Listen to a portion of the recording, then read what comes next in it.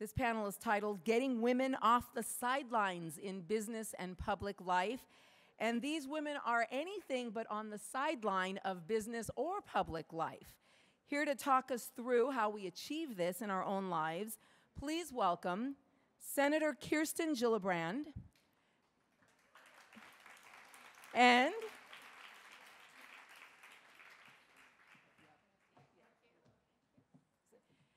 joining her are her panelists, one of our event hosts, the fabulous, talented, lovely, visionary, inspirational, and a pretty darn good designer, Donna Karan. Thank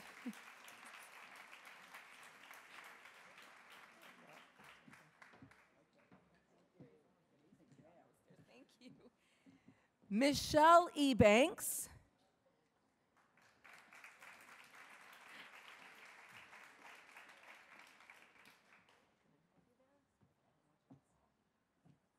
Deborah Furness.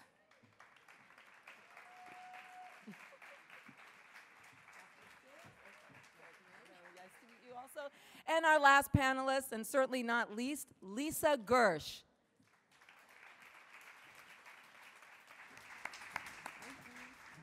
Enjoy. Well, I want to thank you all for joining us for this panel. This is going to be a very dynamic discussion about getting women off the sidelines and making sure women's voices are heard.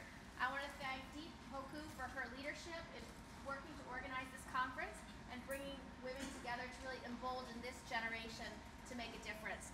It's very inspiring for me to be here with so many extraordinary women who have taken the world by storm and made a difference that affects each and every one of us every day. We're going to hear their personal stories. Donna Karan's going to tell hers. Deborah Furness is going to tell hers. Lisa Gersh and Michelle Ewbanks, and I'll introduce them all specifically. Yeah, I'm good. Okay. So one of the issues that I've been focused on for quite a while is that we still have a very long way to go as women to earn full equality in this country.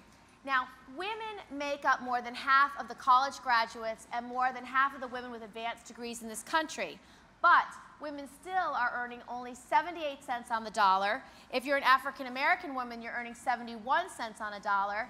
And if you are a Latina, only 62 cents on that dollar earned by men. Women, however, make up 51% of the population, but we still only hold 17% of the seats in Congress and only 6 governorships. Less than 3% of the CEOs in Fortune 500 companies are women, and only 16% are on Fortune 500 corporate boards. So what do we do? What will each woman in this room do to change that, to make the difference, to empower women to take their rightful place in decision-making in this country today? Now, there was an icon during World War II. Do you remember Rosie the Riveter? She was this advertising campaign, an image of a woman. She was wearing a red kerchief, yellow background, her sleeves rolled up, and the slogan was, "We can do it." And the purpose of that advertising campaign was because the economy was suffering. They needed women to leave the home and enter the workforce for the first time in America. First in riveting and the war industries, but then overall. Within 14 months, 2 million women entered the workforce. By the end of World War II, 6 million women entered the workforce, forever changing the landscape of the economy for America. So we need that same call to action for this generation. The invitation, we need you, and the statement that you can do it, that you can actually make the difference. Because if we are going to out-innovate, out-educate, out-compete other countries, as President Obama has aimed to do, it will be only if women are leading the way. I remember as a young lawyer when I was working here in New York City, Hillary Clinton gave that very important speech in China. If you remember, she said, "Women's rights are human rights, and human rights are women's rights." It was such an important call to action for global activism, and one that made such a difference to me at that moment. Because for her to make that statement at that place, at that time, to that audience, I thought was transformational. And what it led me to do is say, what am I doing in my life? Why aren't I standing on that stage in China calling for women's rights? Why aren't I making a difference? I was just a young lawyer in a big law firm. But what it did is it spurred me action, and I decided I wanted to make a difference. Now, I was lucky. I had a role model growing up in upstate New York. My role model was my grandmother. And some 75 years ago, she got involved in politics because she wanted to have a say in local elections, local agendas, and who was going to put forward which priorities in political life.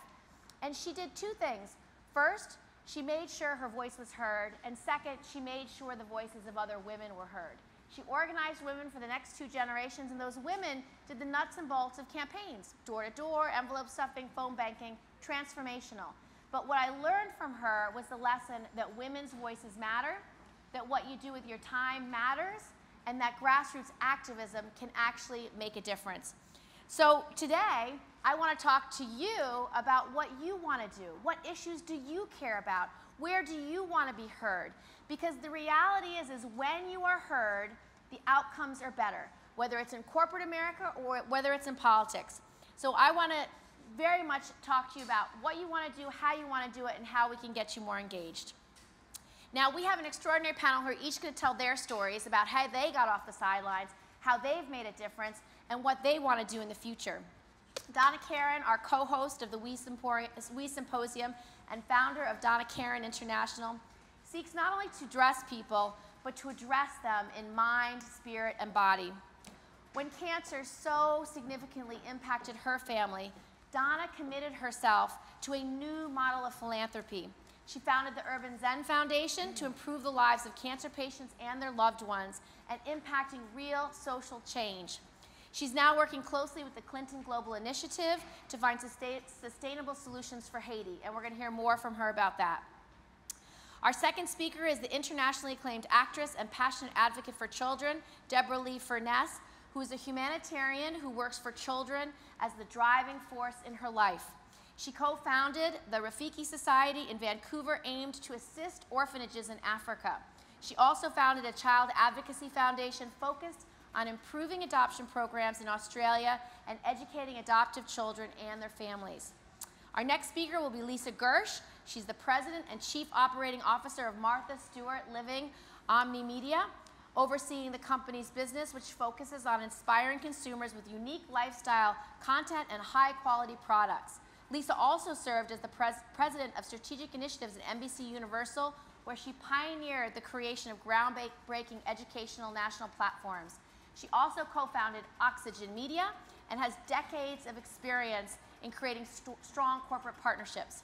And last but not least, Michelle Ewbanks, our President of Essence Communications. Michelle leads the #1 media company dedicated to African American women. Essence has become the authority for behavioral insights and resources critical to reaching African American women, in 2006 comprising the largest share of purchasing power. Did I do Lisa Gersh? Yes, I did. Okay, so I got you all done. So we're going to let each one of them speak for a few minutes, and then we're going to open it to you guys to have a conversation about any topic that inspires you. Go ahead, Donna. Okay, it's my turn. How do we find the calm in the chaos? Urban Zen. You know, when I look around and I see the amount of women that I've dressed through my lifetime and what my life has been about, that's really what inspires us to take on our next initiative. I think each and every one of us has our story. My story was very simple. As a designer, I found myself constantly in the dressing room dressing women and realizing the stories went beyond what they were wearing. It went inside, how they were feeling, what's going on in their family, what's going on with their children, you know, and everything really started to perk up. When the AIDS epidemic happened, all of a sudden a call to action was needed, and how to engage the people to explain that AIDS was rampant through the world of our friends in the fashion industry. So we started an event called 7th on Sale, getting not only the consumer involved, but getting the retailers involved and getting everybody involved in talking about the awareness of AIDS. So after birth and death has always been my signature of my life. My daughter was born and my boss died at the same time. So living the world of birth and death, my mother died the day of a show, my father, and then my husband. And it all happened simultaneously. And I realized that I couldn't live one without the other. I had the fashion world, and then I had the medical world dealing with me on the second side. So I started an organization called Urban Zen. And today, we're sitting on Getting Off the Sidelines, Urban Zen, we. It's all about each one of us getting involved and making a difference in the world. At Urban Zen, the three platforms are healthcare, education, and preservation of culture. Most people ask me, why do I do all three? How do you possibly handle all three? I said very simply, one cannot exist without the other. Because it's the wisdom of our cultures that we take into the healthcare system and into the educational system. I call it past, present, and future. The past is preservation of culture, the present is our healthcare system, and the future is education. One cannot lead without the other. So how do you really bring that awareness to everybody? Well, starting a thing of bringing philanthropy and commerce together, because there I knew that there was a platform already taken. So I started the Urban Zen organization as well as the Donna Karan and the DTKNY company. But it was a way for me to communicate to my consumers. And for me, what's most important today is really talking to that person individually. Every single last one of us is a patient. Every single last one of us is a loved one. Nobody gets away with this. It's really simple. It's how do we go through the process. And what I found in my actual existence is through my husbands, through my mothers, and through my best friends and everyone else who was riveted with cancer every place that I looked. I realized that the doctor was treating the disease and the nurse was treating for the doctor. Two very, very valid people, but there was a missing element in healthcare today, and that was caring for the patient. So we started the Urban Zen Integrative Therapist Program. At Urban Zen, we've created a community where like-minded people come together who want to create change. We dealt with a 10-day forum, very much like it starts right here, and everybody got off the sidelines and said, what do we do? At that moment, we decided to train the Urban Zen Integrative Therapist Program, and that was taking a person how to be a yoga teacher for at least 3 to 4 years, an allied health professional, but somebody who was aware of mind, body, and spirit. And how interestingly it is that really talks about the WE Conference of Maternal Health, because where did that experience come from? The women who helped us, we call them doulas, somebody who can sit by our side, get us into the calm state, get us into the relaxing state, because the most important time of your life is that day of birth. There is nothing that we could ever forget, is when you're giving birth to that child or when you were being born. So how important it is to be inspired by the WE Conference, being brought here to find the calm and the chaos of healthcare, but now where do we take this on to education? Unless we are educated at the beginning of the moment, and I believe that mind, body, and spirit is the missing element in our educational system today. With all the chaos that we read, if we could bring in meditation and find the student at a calm sector throughout the world, we could then communicate, and education would be a lot easier and wiser, no matter what their living situation is, because the empowerment of that child will always come from themselves. No matter where we live and how we live, there is going to be chaos around us. So we have to learn to find the calm in the chaos. So where Urban Zen has been able to take another point of view of building philanthropy and commerce, as Senator Gillibrand pointed out, I looked at a country where I could put preservation of culture, healthcare, and education into action at one. And as a New Yorker, Haiti was right there. Now, it was just not the location that brought me there. The woman who runs my foundational site at Urban Zen is Haitian. She says, well, Donna, you got to get off the sidelines on Haiti. I said, well, I got a few other things to do. But there I went down to Haiti and fell in love. And it has to come from your heart. This is not something you do and say, oh, well, that's cool and I'll do it, or I should wear that designer because that cool person wore that. I believe in our lives today, it has to be who we are and what we are and where it touches your heart, because it's not about a job. My job is not designing. My job is not Urban Zen. It is my life. I do it with my family, I do it with my friends, and I do it with my children. Going down to Haiti, how can we, or I, help solve this problem of healthcare, education, and culture? And immediately I realized that every single person there is talented. The creativity in Haiti was extraordinary because they come from the earth. The same in Africa, and the same in Asia and in Bali. And I always felt the Balinese system was the answer to the developing world. And in Bali, you have an amazing amount of creative people who hold on to their spirituality of being Balinese, and also in the developing world in bamboo. So I said, okay, we have to ecologically take care of the world today. Bamboo, what an amazing way to do it. Haiti, Bali, bamboo. So it's connecting all the dots. So I went to Haiti and realized, how can we build villages?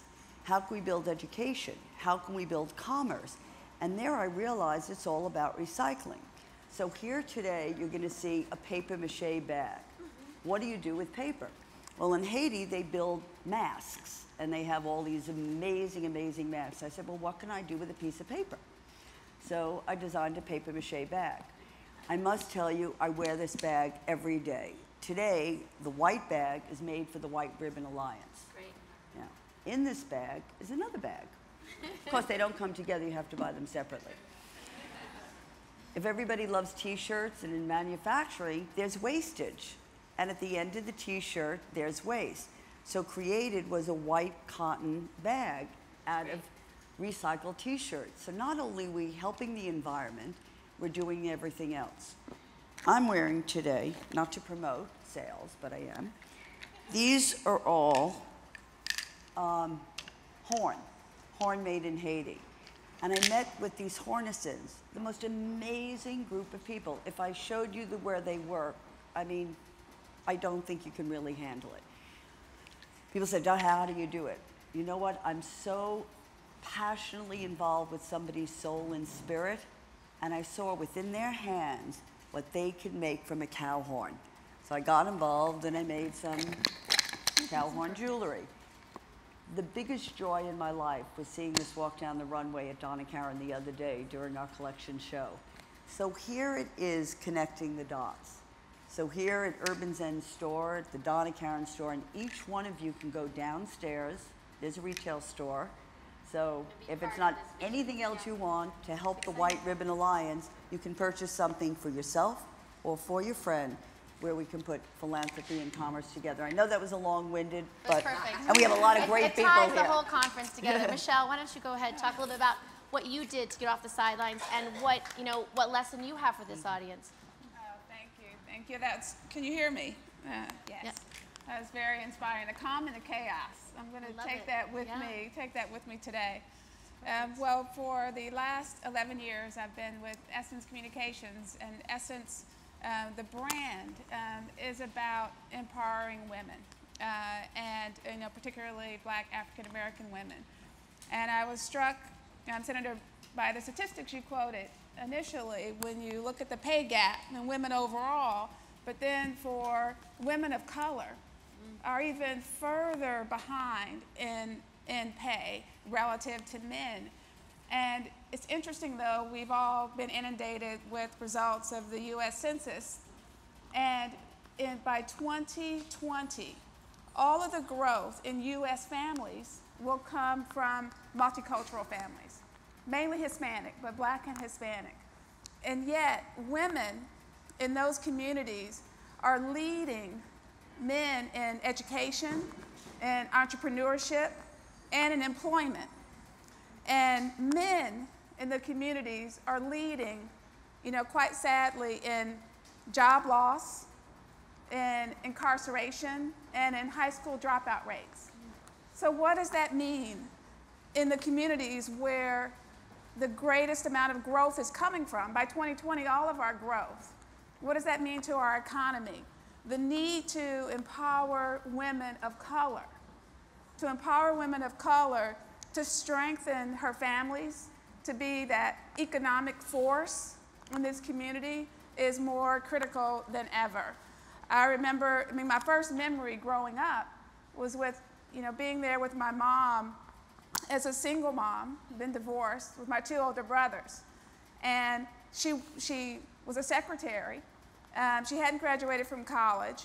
And to see her step by step, enter community college, graduate from a four-year college. It took years, as she was also mom to the three of us, as she was nurturing us as well. And I was inspired by my grandmother, who was the matriarch of the family. She owned her own beauty salon. She was the earner.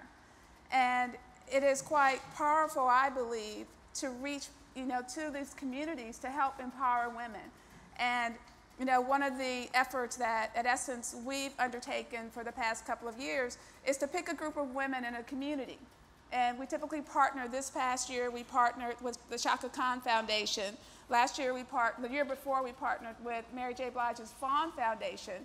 And we actually bring together, this past year, 50 women. And we work with them where they are and to help meet their needs, to help transform their lives over the course of a year. And so we identify what their educational needs are, what their job training needs are, what their family needs are, because they're also the caretakers. So these are the women who are holding so much responsibility in their hands right now for the U.S. economy. And this group of women, they're out ahead even of where women are going, because fewer women of color are married, but again, they have the highest level of employment and entrepreneurship and education. So how do we go in and help empower these women? It's important to all of us. If I didn't have my mom and my grandmom who were empowered to move our family forward, I wouldn't be here today. And so it's essential that we recognize what's happening in all of our communities and rally around what it needs to make us strong. That's exactly right. I believe the statistic is that within small businesses, the fastest growing sector are women and minority-owned small businesses. So Michelle, you're quite right that for women of color, they will lead the way in economic growth for this country. They're very much part of the solution. So I appreciate everything you said. We're now going to hear from Deborah Lee Furness. Please tell us about your story and what motivated you to really make a difference for mothers and families. Okay, I guess I'll give a brief overview of my journey of how I came to be here today. I'm an adoptive mum. Both my kids were adopted in the United States. My husband and I tried to adopt in Australia, and I found the process so tedious and so hard, and I just thought, this is outrageous. And we had the opportunity to do it in America, so we came to America and adopted my kids. Because we have a profile in Australia, I had so many families come up to me saying, we'd love to adopt. We have tried to adopt. I've been in the process, sometimes up to 5, 10 years they've been in the process. They'd been treated badly going through the process. And I kept hearing this over and over.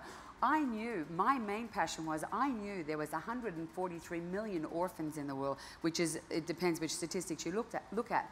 But I see all these kids that I see on these World Vision ads. I watch with my son who says, Mum, I want to go to Africa and give these kids water. I see these faces and think this could be my child. And when I think of all these children that need homes, and I have so many people coming up to me in Australia going, we'd love to adopt, but we can't get through the process. So therefore, my flame of injustice, I'm a bit of a justice freak, my flame of injustice was lit. So I asked the question, and I'd speak to the press, and I'd say, I don't understand what's going on here. What is this? And because I started speaking out, a lot of people from the adoption community came to me and said, please keep talking. We haven't been heard for so long. There was a process where when you're going through the adoption, there's a gag order that you cannot speak to the press. So these people had no voice. I had nothing to lose, so I kept speaking out. And what I uncovered was that there was, in fact, an anti-adoption culture in Australia, which is another whole dialogue as to why that is. But it's basically stemming from past practices of the stolen generation of Aboriginal kids. And there's a lot of fear around it. I mean, I wouldn't want to be the one making the decision that a parent has lost their right to a child that's kept in foster care. But when a child is languishing in the foster care system for years and years and years, and literally the statistics say the kids go from foster care, they graduate to homeless youth, and then they graduate to jail. This does not seem to be a priority with the government. And it is not just in Australia. I come because I'm Australian, that's how I came to be.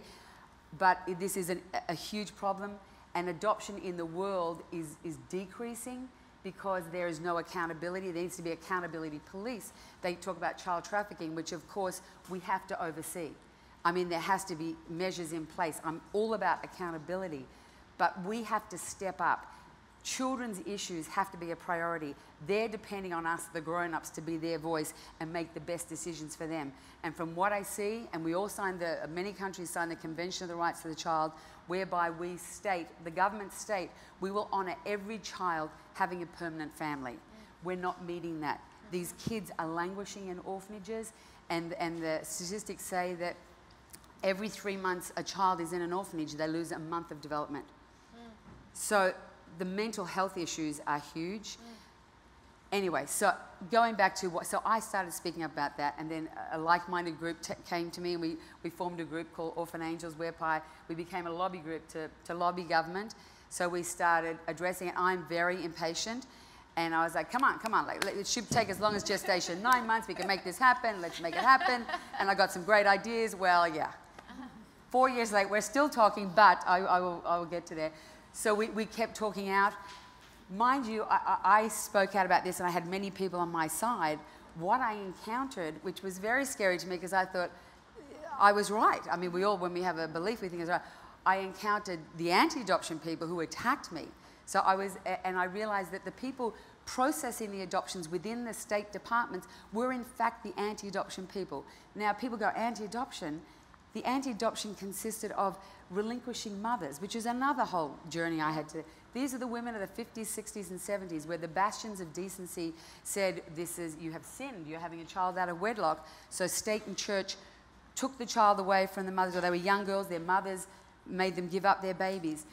That wound stays with these mothers for the rest of their life. So they look at me being an advocate of adoption and say adoption is barbaric because they have suffered so much. I understand their suffering, but there was nothing in place that the government put in to support these women in their journey. If you're going to make that decision, then you need to put services in place to support these women that are going through this. So I discovered these women. It just got so involved, and I realized that my impatience to make things right, it wasn't cut and dried, and that it's an onion with many layers, and we're still unpeeling the layers. I'm happy to say that after we formed Orphan Angels and we started this advocacy group, we've got people on board, and as Donna always says to me, Deborah, you can't do it on your own, it's unity, it's getting together. I realized the adoption community all over Australia was disparate. The Vietnamese adoptees didn't speak to the Korean adoptees, and every state was on a different page. So part of my agenda was to unite, to bring us all together so that we could have a voice, and the awareness being past practices with adoption, and people don't know this because it's not talked about, is that there was shame and secrecy involved. The child was bound to their secrecy because the parents wanted to keep it a secret, think it was the best thing. It was a burden for this child, it's a burden for the parent, it's a burden for the relinquishing mother. So our first year of adoption awareness was, let's talk about adoption. Let's put it out there. You cannot heal, you cannot move on until you talk about it. What I think was so great about her story is she was obviously inspired by something that affected her life so deeply, her own personal experience, but she became an advocate.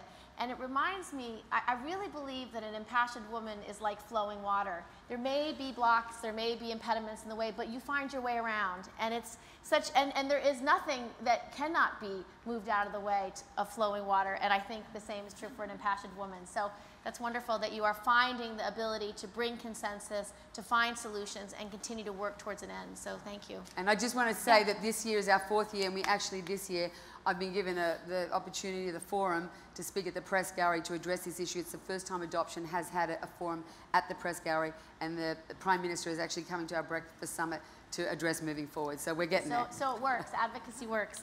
Thank you. Lisa, why don't you tell us a little bit about your story and all the initiatives you founded? You know, I think it's really interesting just sitting here listening to this. It is so much about something that touches you personally and something you get really passionate about. And sometimes it's hard to figure out where those things are going to fit in your lives, because all of you sitting here are working. Some of you have children, husbands, and a million obligations in your life. And how you marry those things with your passion and your advocacy is difficult. And for me, it always came from something that I felt very passionately and something I was working on. So when I was a lawyer, it was giving back in the form of a lot of pro bono work. And then when I went to Oxygen, and we started that company, you know, I felt, and this is mostly my life, I've always felt really lucky. Like, one of these days I'm going to wake up and it didn't really happen, and none of all these great things happened to me. So when I was at Oxygen, I felt so lucky that, you know, out of nowhere, all of a sudden we started this cable television network, and it was going so well, and there were all these young women who would come to me and my partner and say, how'd you do it? And so you're always trying to squeeze in that mentoring time. So what we decided was, rather than having another cup of coffee or breakfast, which we felt like we needed to do to mentor women and meet with them, we were going to do it and exercise at the same time. So we created this thing called the Mentors Walk, and we got, you know, 50 of our fabulous, successful friends to come and walk with 5 women. So it started as 250 women walking around Central Park and having a breakfast, and it turned into an incredible mentoring program. And it was a way to do something we were really passionate about, because here we were, these middle-aged women with all these young, incredible, exciting women who were trying to figure out, how am I going to have a career? How am I going to have children? How am I going to do all this? And it was an opportunity to really do that, and it was a fabulous program, and it continues on. And then when I got to NBC, I was put in charge of the strategic initiatives. And so, again, I was sort of thinking, well, the mentoring thing is going to keep going. What else was I really thinking about? My kids were in school. And again, really lucky, couldn't believe I was at NBC, couldn't believe my kids were getting great education, but not everybody was getting great education, and that was really clear to me. And I thought, well, what was it I could use NBC to do that could really have an impact, really, on the world, was my first concern. But sort of looking in the United States, and education just was jumping off the page to me about 1.5 years ago, and I was like, you know what, there's no one pays attention to education. It's hard to put it on the front burner. Mark Zuckerberg gives $100 million, and it's on A27 of the New York Times. Why? Why is that not on the front page of the New York Times? Why are we not talking about it? To me, and I recognized very early on, I wasn't going to solve all the problems of public education, but I certainly could make the population aware of how serious and grave an issue this is for the United States. So we started, I went down, you're at NBC News, you go down to the White House, they actually meet with you, and everyone said to me, don't ask the president to speak. It's never going to happen. I said, well, you know, I'd really like the president to speak. I think this is the most important issue of facing our country today. It is, as Donna said, the future of America. And the statistics are unbelievable. 65% of all 8th graders do not read at grade level. 65%.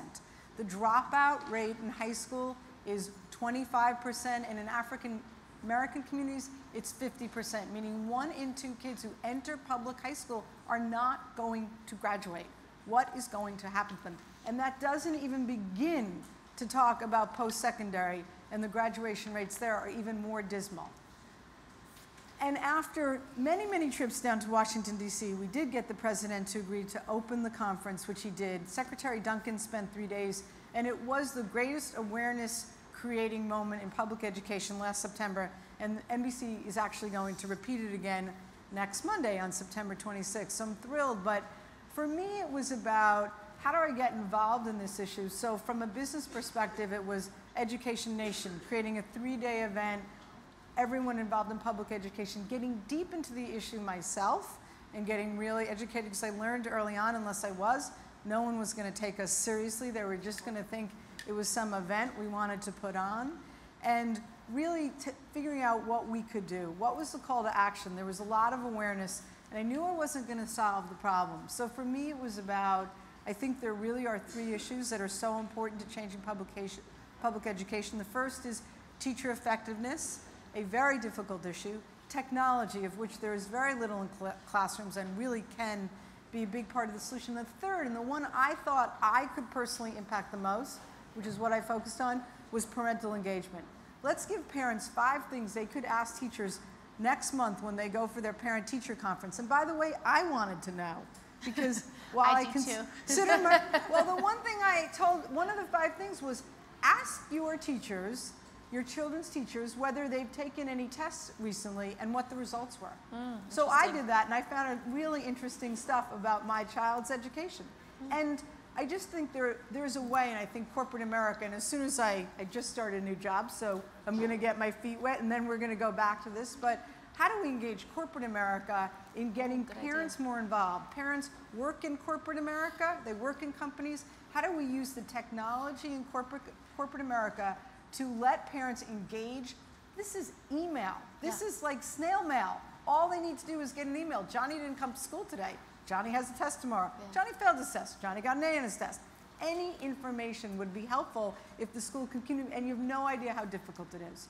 So anyway, I got very passionate about public education because of a position I was put in, and my advice generally is find something you're really passionate about. I feel really lucky that I got a great education, and I only got a great education because I was determined to find a way to get financial aid to do that, and for my brother and for my sister.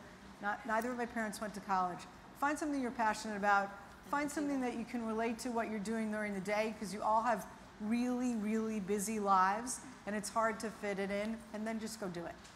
So you've just heard 5 women talk about things they care about. We covered healthcare, education, international development, environment, renewable resources, economic empowerment, strengthening communities, international affairs, families, children's advocacy, collective action and advocacy, mentoring, corporate engagement, technology, and how we take care of our families. So you can see all issues are women's issues. So there's no issue that's off the table for women in America to care about, for women in America to be heard about, for women in America to make a difference on. So we just have a couple of minutes left. Does anyone want to ask a question or a comment? Go ahead.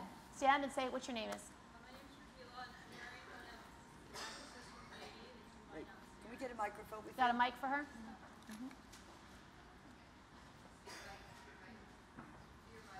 There you go.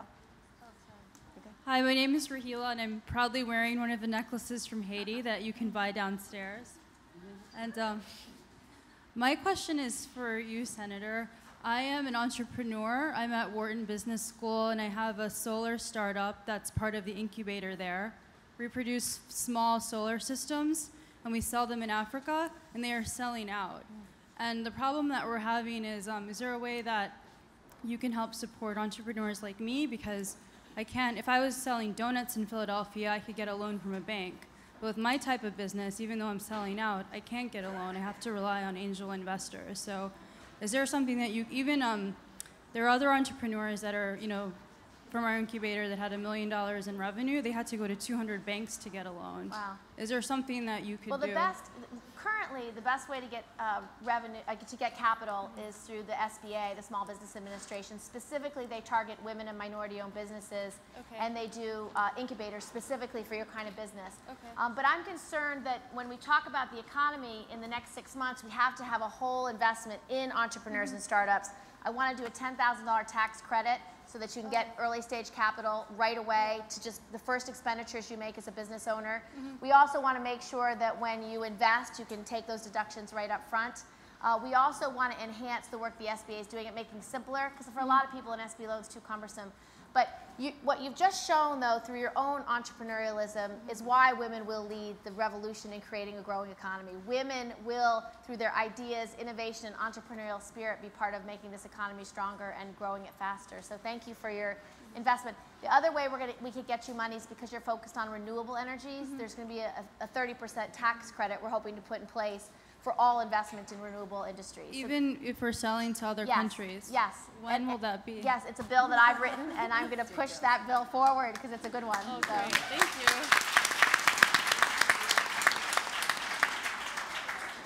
Wrap up. Hello. It's wonderful to be here. I recently coined the term constructing optimism and linking optimisms, and all of you contribute to that so marvelously. There's another term, feminism. F for fragile and F for fortified. And it came to me in Amsterdam when I was offered, I'm a philosopher and architect, and I was offered to rebuild the most dangerous, rough neighborhood in Amsterdam. It was given to me by a sociologist who was in charge of this project, and he was going to go to the mayor of Amsterdam and present reversible destiny architecture. By reversible destiny, I mean to reverse the usual obligatory downhill course of human life. It's architecture against mortality. I invented it together with my partner, who is who died recently, and who's a man, but a feminist, or a feminist. And when I thought of this sociologist going to the city fathers and presenting reversible destiny architecture, I said, no. Go to them and tell them that you will rebuild this area of Amsterdam with a coalition of feminist thinkers, urban planners, architects. And that's what we're doing now. But the thing is that I have all these nibbles, all these possibilities coming to my very small architectural firm. And I've recently turned from being a philosopher, which I continue to be, but I'm a new, at my advanced age, I'm a new entrepreneur, and I don't have a clue. So I need some help. So we can help you. Wonderful. We'll get your card and we'll get you in touch with people. Great, thank you. We actually have to wrap up because we've had such a great discussion here today. But the takeaway for all of you is that your voice literally can make the difference on any issue that you want to make the difference. That as long as women don't give up, that they stay dedicated to their mission, they can transform any issue by that vision alone. And these women are making those changes and making that difference right now through difficulty, through challenge, through impediments in their own life. They've turned it around into unbelievably powerful advocacy. So thank you all for participating. Can I say one more thing? Yeah, go ahead. Okay, Close us out. One more thing, because the question is, how do you get involved? So downstairs, if you have a passion in the store that will be downstairs, you can sign up for where your passion lies, where you want to get involved. So we're going to have a sense of community. So if your passion is healthcare, your passion is education, your passion is infant mortality, wherever your passion is, get off the sidelines, sign up down at the Urban Zen store, and we will try to create communities and have those communities talk to one another to get you involved and to help support what your needs and desires are. Yeah, and the WE website also has links to all of the organizations and issues discussed here today. So if you care about small businesses, minority-owned businesses, adoption, activism with Haiti, we all have links. Off the Sidelines has political links. How do you register to vote? If you want to run for office, what are the best campaign training schools in the country? What are the organizations you can sign up with? So thank you for being here, for being part of this conversation.